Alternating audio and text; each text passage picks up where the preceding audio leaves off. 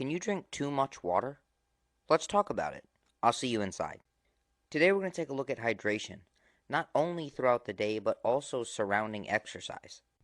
We're going to talk a little bit about pre-workout hydration, post-workout hydration, and intra-workout hydration. And spoiler alert, hydration is not just water. With that being said, let's hop into it. So if we're going to take a look at what constitutes hydration status, we are going to be talking about body water. And it's estimated that body water contributes to between 50 and 75% of our total body mass. But hydration is not just about drinking water, it's about retaining the water and having it in the right compartments. So to put it really simply, there's three compartments we can actually retain water. The first one is going to be in the bloodstream, the second one is going to be inside of the cells, and the third is going to be in what's called the interstitial space. The interstitial space is the space between the cells but outside of the bloodstream. And you can picture it as a layer of fluid underneath your skin on top of your muscles. So if you've ever had edema, this is actually water in the interstitial space. And having fluid in this space actually is one of the reasons some days your muscles are more defined and some days they are less defined. The more fluid in the space, the less the muscle is able to push up against the skin and show those definition lines and marks. So about 65% of our body water is inside of the cell, and about 35% is in the extracellular space, or in the interstitial and bloodstream. And now what is just as, if not more important than the water content, is the solute content. And solutes are just going to be the things that aren't blood cells and aren't water. Specifically, we're going to be talking about electrolytes. And I know you may have heard the term electrolytes before, but you may not actually know what they are. Electrolytes are actually minerals that have a positive or negative charge. And for sake of today's discussion, we're going to mainly focus on sodium, calcium, potassium, and magnesium. And in terms of these electrolytes, most of our sodium is going to be in the plasma and interstitial fluid, along with most of our chloride, and most of the potassium is going to be inside of the cell. And the beautiful thing is that all of these solutes contribute to the osmolarity of the blood or the cell. And the osmolarity is simply just the ratio of water to solute. Another thing that contributes to this are proteins and glucose. And one of the most important things to frame this discussion is the body always tries to maintain osmotic balance. And that's just a fancy way of saying that the concentration of solute to water tries to remain equal in the bloodstream, the interstitial space, and inside of the cells. And the osmolarity of the interstitial space is typically going to reflect whatever is inside of the blood. The same goes for what's in the interstitial space. So we can really think of it as inside the cell or outside the cell. So let's say we increase the amount of sodium chloride we ingest. And another word for sodium chloride is table salt. This is going to increase the amount of solutes outside of the cell. And now there are two things that could happen. If we ingest water with this salt, then we will just use that to maintain the osmolarity. But let's say we simply just eat salt and do not ingest any water. In order to maintain this osmotic balance in the cell and outside the cell, we will actually pull water from inside of the cell into the bloodstream in order to equal out the concentrations. For example, let's say outside the cell there are 90 grams of water for every 10 grams of solute. If the ratio is the same inside of the cell, water will not move in or out of the cell. But let's say we just eat a bunch of salt, and now for every 90 grams of water there are 12 grams of solute. We'll probably pull water from inside of the cell and equal out at a ratio of about 90 grams of water to 11 grams of solute on both sides. But since we didn't actually increase the amount of solutes inside of the cell, the only thing that happens was we pulled water out. I hope this makes sense, and we'll definitely have some examples later on that will kind of show this much better. So the main way that we're going to lose water and electrolytes is going to be through the urine and through our sweat. And throughout the day, our thirst is a fairly good indicator of our hydration status. With that being said, if you're sweating very rapidly during an exercise session or just in a very hot environment, there's kind of a lag time between by the time you get dehydrated and when you actually begin to get thirsty. And it may actually be so long that by the time you get thirsty, if you're doing some sort of performance, your performance will be rapidly declining. And in terms of performance, at about a 4% body weight loss, your work capacity will go down by between 20 and 30%. And I'm not sure if 4% sounds like a lot or a little to you, but if you think about it, if you're 150 pounds, this is only about 6 pounds. And you can lose this amount of weight in about 1 to 2 hours. And with that being said, it's not like randomly once you lose 6 pounds, your performance will go from 100% to 70%. That entire way down, your work capacity and your ability will actually be declining. And now, one of the reasons for this decrement is actually just not having enough blood flow around your body because you have a reduced blood pressure. And the less blood flow you have, the less oxygen and nutrients you'll be able to get to the working muscles. And without oxygen and nutrients from the bloodstream, the muscles are forced to rely on stored nutrients, specifically glycogen, because if there's not enough oxygen, we'll begin to go through fermentation instead of respiration. And all that really matters about this process is this is what will cause the acidic feeling inside of your muscle, which is my hypothesis of why people actually report that exercise feels harder in a dehydrated state because you're actually going through more fermentation and there's simply just a higher buildup of acidity and it just burns more. So one sign of dehydration is simply doing the same amount of work but it hurting a little bit more. Or putting in the same amount of effort but not getting the same amount of output. So you may be trying as hard as you can, but you simply just begin to slow down. And this is at the level of the muscle, but one of the more likely reasons that we'll slow down is if we're not getting enough oxygen or energy in the brain. This is because the brain is actually regulating every single muscle contraction. And if we're not getting enough nutrients to the brain will shut down muscle contractions because that is simply just wasting nutrients. The brain is slightly selfish. With that being said, the most definitive way to figure out what your electrolyte and hydration status are would be to get some sort of testing kit for your urine and your sweat. But since most people don't actually have these resources, there definitely are some free ways to figure out your hydration and electrolyte status. So if you wake up in the morning or even in the middle of the night excessively thirsty, you likely aren't drinking enough water in relation to the amount of sodium you're intaking. And now this is going to be a very big theme for sodium. It's not necessarily the amount of sodium you're eating, it's the amount of water and potassium you're eating. And I'll get into this a little bit more in a minute. So in terms of hydration status, we can look at thirst, and the other free way would be to look at the color of your urine. And this can be a little bit tricky because when you're urinating into the toilet, you're peeing into a bunch of dilute water, so it will dilute your urine. But if your urine is completely clear, it might actually be an indicator of overhydration, because this kind of indicates that your body's trying to get rid of excess water while retaining electrolytes. And on the other side, if your urine is extremely yellow, especially if it's still yellow even after the dilution in the toilet bowl, then this means that your body is reabsorbing the water and trying to excrete excess electrolytes. Now, it's a little bit easier to diagnose underhydration than it is overhydration. However, if right after you drink water you feel the need to go to the bathroom, this could mean one of two things. More than likely, this could indicate that you're overhydrated and your body is simply trying to make room for the incoming water. And now the much less likely situation would be that you're dehydrated. So sometimes bodybuilders that get extremely dehydrated before stepping on stage, and this would simply be because the body is trying to reabsorb as much water as possible. But the small acute burst of hydration is an indication that there's incoming water, so it will stop this retention process for a moment. And once it realizes that it was just a very small sip of water, it will begin to retain the water again.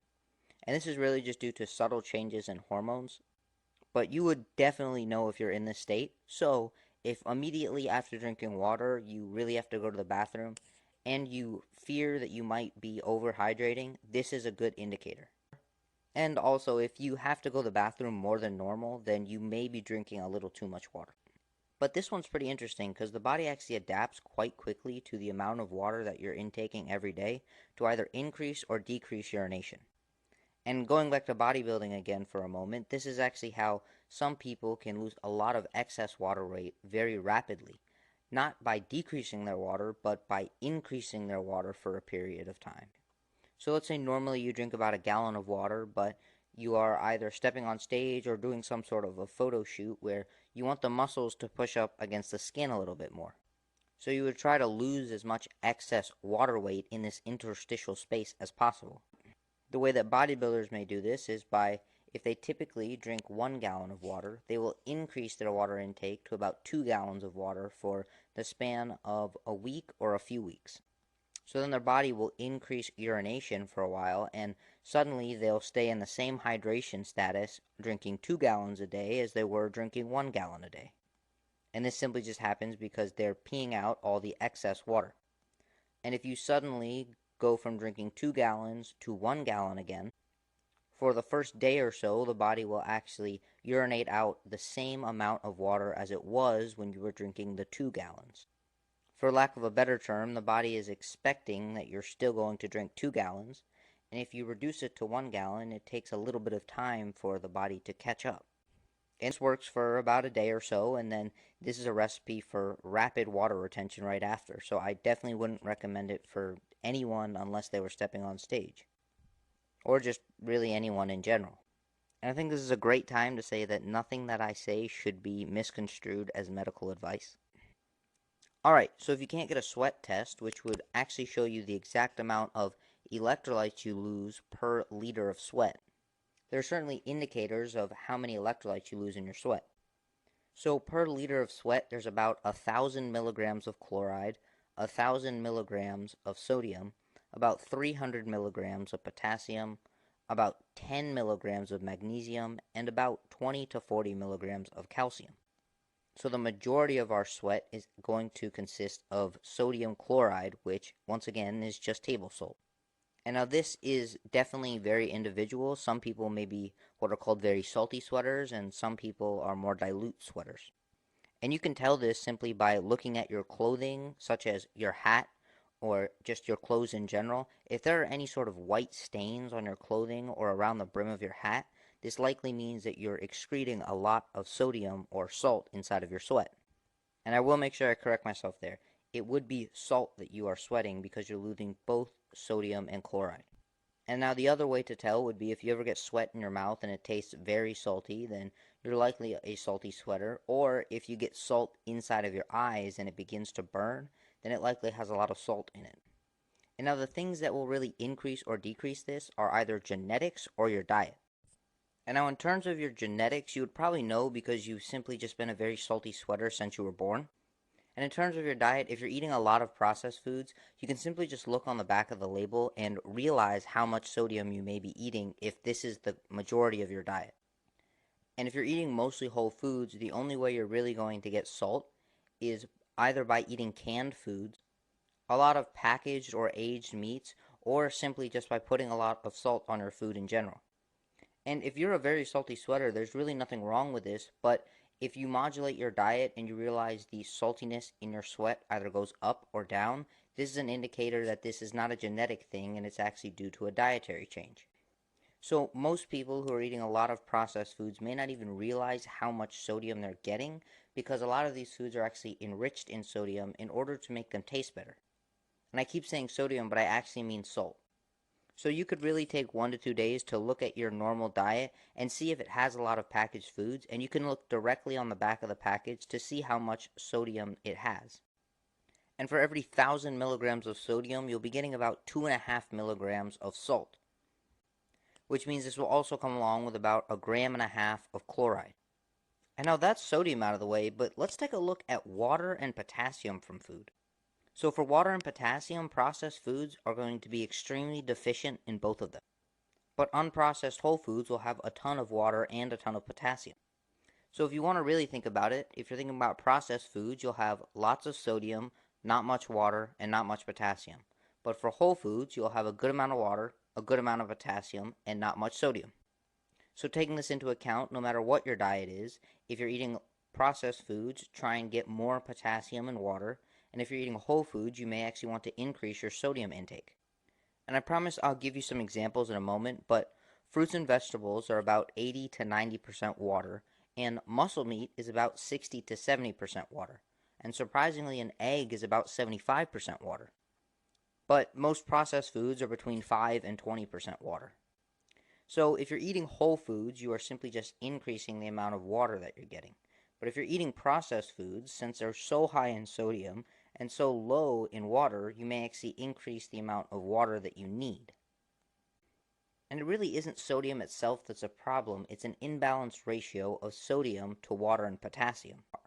So if you have lots of sodium, no water, and no potassium, you'll pull water from inside of your cells into your bloodstream and maintain a fairly normal blood pressure. But you'll be left with dehydrated cells. However, most people will eat sodium and then become very thirsty because when our cells get dehydrated, this is actually what instigates the thirst. So we'll probably follow it up with a good amount of water or some sort of liquid. And because there's all this sodium outside of the cell, most of that liquid will just fill up the space outside of the cell. And this is where the idea of sodium increasing our blood pressure comes in. Simply, the more water we have in the bloodstream, the greater our blood pressure will be. But the problem here is we may still be thirsty because we're not actually getting this water inside of the cells because of the potassium deficiency. But I'm not going to get too deep into this because I did multiple podcasts including this subject. One of them would be episode 49 called Regulating Your Blood Pressure, and the other was episode 52 where we did a deep dive into nutrient timing. But the consensus really is that we actually have a craving for sodium that adapted because most of the time we were eating whole foods like fruits, vegetables, and animal proteins, and these foods just didn't have much sodium in them, so we actually developed a sodium craving, so a lot of us will overeat sodium unconsciously. And there is no potassium craving because, again, these whole foods are very rich in potassium, and a craving for potassium would probably cause us to overdose on potassium. So a lot of people may accidentally be slightly potassium deficient. And in the grand scheme of things, low potassium and high sodium will make you increase water intake, and it will keep this water inside of the bloodstream, which is how it all correlates into high blood pressure. So if you've listened to a lot of these episodes, you might be hitting your head on the table because you've heard me talk about the benefits of increasing your potassium intake far too many times. But with that being said, I don't think I've actually given you guys some practical ways to do this. So I've talked about some foods, but I really want to put some numbers around it. So if we remember that 1 liter of sweat would contain about 300 milligrams of potassium, and I also want to note about 10 milligrams of magnesium. And we'll talk about magnesium in a moment, but for 1 cup, a banana has 530 milligrams, avocado has 580 milligrams, passion fruit has 820, cantaloupe has 260, grapefruit has 320, oranges have 320, kiwis have 550, and nectarines have 280. And that is for 1 cup of all those fruits. And in terms of vegetables, for every 100 grams, spinach has about 550, beets have 320, carrots have 320, broccoli also has 320, acorn squash and butternut squash have about 350, white potato with the peel has about 550. But with that being said, some vegetables, such as spinach, will have nutrient inhibitors. And now I plan to do a whole podcast on this, but some of these nutrient inhibitors can actually reduce the amount of potassium, magnesium, and other nutrients that you can absorb. So for something like spinach, although it has 550 milligrams of potassium, you may not absorb all of that. And cooking status also will increase or decrease the amount of potassium in some of these foods. But if you're eating from all of these categories, you should be pretty good. And the next category would be meat. And for every 100 grams, steak has about 280 milligrams, turkey breast has 250, chicken breast has 250, pork chops surprisingly have 490, cod has 360, crab has 270, flounder has 580, haddock has 350, lobster has 260, oysters have 200, scallops have 480, tuna has 230, whiting has 320, salmon has 300, and sardines have about 500 milligrams of potassium, and this is for every 100 grams. And the last thing I'll touch on is every egg has about 70 milligrams of potassium. And magnesium is a little bit more difficult, so you may actually have to resort to some sort of supplementation here. And there's lots of different types of magnesium supplementation, and some have good bioavailability, and some have very poor bioavailability. So personally, I take magnesium bisglycinate, especially before bed. It's definitely improved my deep sleep. So for magnesium, the ones that you'll absorb the best are probably going to be glycinate, taurate, threonate, and malate. And then ones that you may actually have to either increase your intake or just simply forego altogether would be oxide, citrate, carbonate, and sulfate. Okay, so let's kind of put all this into practice. So we'll talk about trying to stay hydrated during the workout, but let's say you've done a hard workout and you're trying to replenish afterwards. Sweat is going to be comprised mostly of water and sodium chloride. To really know how much water we've lost, we might want to weigh ourselves before and after. But you will know if you sweat a lot or a little. So one important thing is we can't just chug a bunch of water because we're not actually going to retain all that water. So we'd want to slowly and consistently rehydrate throughout the entire rest of the day. And luckily for us, the skeletal muscle will be very sensitive to water because we're going to have used a lot of the water, but we will not have diluted much of the solutes. But we'll also have lost a good amount of salt. So really all we need to do is, in the meals following the workout, make sure we're staying hydrated, putting salt on the food, and eating these foods that are high in potassium. And if we're eating a whole food diet, we really don't have to worry about potassium. The only thing we'd really have to worry about is getting a little bit of salt on our food.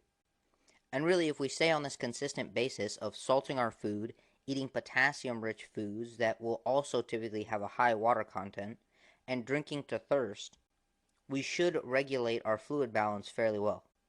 And with that being said, I kind of want to look at the dangers of drinking too much water. And this is called hyponatremia, meaning we don't have enough salt in the blood. However, this isn't necessarily caused by not having enough sodium, rather drinking too much water and diluting the concentration of sodium to water in our bloodstream. And the reason this is actually bad for any sort of exercise is because the reason that the muscle contracts is because sodium enters the cell. But the only reason that sodium will enter the cell is because there is a greater ratio of sodium to water outside than there is inside. So to put some numbers on this again, let's say outside the cell, for every 90 grams of water, there are 10 grams of sodium. This is the balance that we use to regulate when we do and do not contract our muscles. So the only way that sodium is going to get into the cell is through a sodium channel. And typically, these channels will remain closed, so we'll maintain the concentration of having more sodium outside the cell than inside. And the way that we contract our muscles is that when a specific neurotransmitter, typically acetylcholine, binds to one of the receptors on the muscle cell, it will actually open these sodium channels and sodium will enter inside of the cell. And then this buildup of sodium activates what are called voltage-gated calcium channels, and essentially calcium is used for every single muscle contraction. So long story short, the entrance of sodium allows the muscle to contract. Then when sodium leaves, the muscle will relax. But if you remember, the only reason that sodium went into the cell was because there was a greater concentration of sodium outside. But if we chug a bunch of water, we'll actually dilute the concentration of sodium. Because remember, it's not about the specific amount of sodium in terms of grams, but it's about the ratio of sodium to water in both spaces. So if we drink a lot of water, we may expand the blood and dilute the blood so much that we have the same concentration of water to sodium inside as outside. So once again, to put numbers on it to make it a little bit simpler and easier to picture, let's say in total you have 5 milligrams of sodium and 100 grams of water outside the cell. And inside the cell, maybe you have 50 grams of water and 2.5 grams of sodium. While there's technically more sodium outside, the ratio of sodium to water is exactly the same, so no movement will occur. Meaning that even when these sodium channels open up, no sodium will go into the cell, which means no muscle contraction. And this could certainly cause an inability to actually contract your muscles. But what's more dangerous is that this process actually occurs in the cardiac muscles, which are the muscles of the heart, and without the contraction of the heart will stop beating. And with that being said, you can kind of see how having too much sodium could lead to a muscle cramp because so much sodium is entering the cell that it's unable to relax.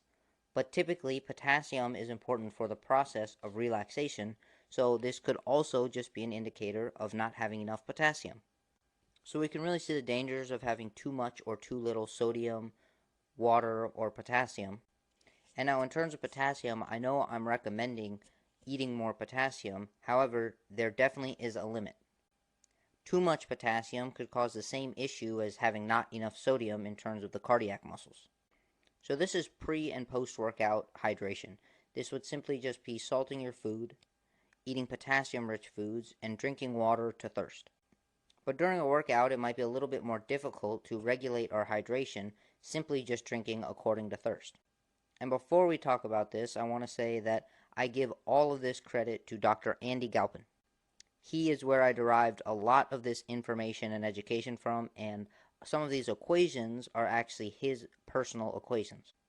And for a complete dive into post-workout nutrition in terms of refueling and rehydrating, I would love for you to check out the episode 52 called A Very Deep Dive into Nutrient Timing, because that podcast will also get into things like glucose, amino acid, and fatty acid replenishment after workouts. So in terms of exercise hydration, there's one thing that I actually want to just note beforehand. So it's worth noting that we actually make water inside of our cells when we utilize body fat for fuel. And this is actually referred to as metabolic water.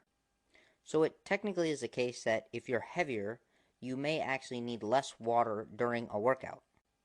For example, if you're doing a low intensity exercise, you'll likely be using a lot of stored triglycerides or stored body fat for fuel. And the heavier you are, the greater your metabolic rate will be, which means the heavier you are, the more fat you'll be using. Therefore, you'll actually be making more of this metabolic water. But if you're at a fairly low weight, you may just simply have a lower metabolic expenditure during the workout and have a little bit less of this endogenous or inside of the body water production and may need to drink a little bit more.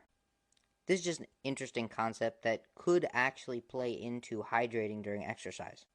And I guess the other would be that if you are on a fairly high sodium diet and you are retaining a lot of water, because you'll be releasing so much salt in your sweat, you may actually have a little bit more water released. But if because of your diet you are actually retaining a lot of water, not in the cell but outside of the cell due to excessive sodium and once again not enough potassium, then you may not really get too dehydrated from all the sweating. And you would really know this, once again, if you're eating a diet that you know is subpar, but maybe you're trying to change your health and nutrition, and you are simply aware that you are holding on to water weight in the interstitial space, then if you lose a lot of weight during an exercise session, it doesn't necessarily mean you're extremely dehydrated. With that being said, for most people, during a workout, we'd be looking at about 3 to 10 ounces of water every 15 minutes. And you scale this up or down depending on your body size and sweat rate. So someone like a 180-pound football player would want between 5.5 and 6 ounces of water every 15 minutes. And the really quick way to know how much you need is take your body weight in pounds and divide it by 30. So that's in terms of the actual amount of liquid, but we also want to try and get in the electrolytes inside of the liquid. And this is really where the concept of just trying to drink back the same solution as your sweat. And now making sure that you're getting in the magnesium and calcium in your intra-workout drink may not be as important, but having about 2 grams of salt and 300 milligrams of potassium per liter of water technically would be the best. And this is 2 grams of salt, not 2 grams of sodium. So this would be about 6 to 700 milligrams of sodium and about 1.3 to 1.4 grams of chloride, or just 2 grams of table salt. And if you're exercising in an extremely hot environment, or you know that you are a very salty sweater, you may actually want to increase this. Unless, once again, you are a very salty sweater due to your diet, and excreting all this sodium may actually be a benefit. And now with that being said, sometimes if you're exercising in the cold, you may unconsciously dehydrate. This is simply because you just don't become thirsty because of the thermal regulation. So we sweat to actually regulate our temperature, so if we're not sweating, we may not actually feel like we're getting dehydrated. but we will also lose water in the respiration process, so you'll still be losing water, you just won't be noticing it. So if you're exercising in the cold or you're simply just not sweating during exercise, you would still want to dehydrate, you just may not need as many electrolytes. And the last thing I'll say is that it is actually going to be beneficial to spread this out instead of trying to get it all in at one time. So if you constantly have access to whatever way you're hydrating, then it'd be best to maybe take a few sips every 5 minutes. And let's say you're doing something like a soccer match where you only have certain times to drink. This is when we may actually want to overhydrate and over electrolyte just a little bit prior to the match, rather than trying to drink an entire liter of water one time in the middle of the game. And then certainly focus on rehydrating after the game. With that being said, I really hope this podcast helped you kind of understand how we maintain our electrolytes, how we maintain hydration, and kind of prove to you that hydration is much more than just drinking water. And if there's anything I missed, if this is on Spotify, you can actually DM me on Instagram at Calvin_Scheller. Or if this is on YouTube, just leave it in the comment section, and I will do my best to, if I don't know it, do some research on it and give you the answer, or do another podcast giving you guys all of the answers that I may have missed. So please leave as much feedback, however harsh or positive it is. And with that being said, I want to say thank you for listening, and I hope you have a great day.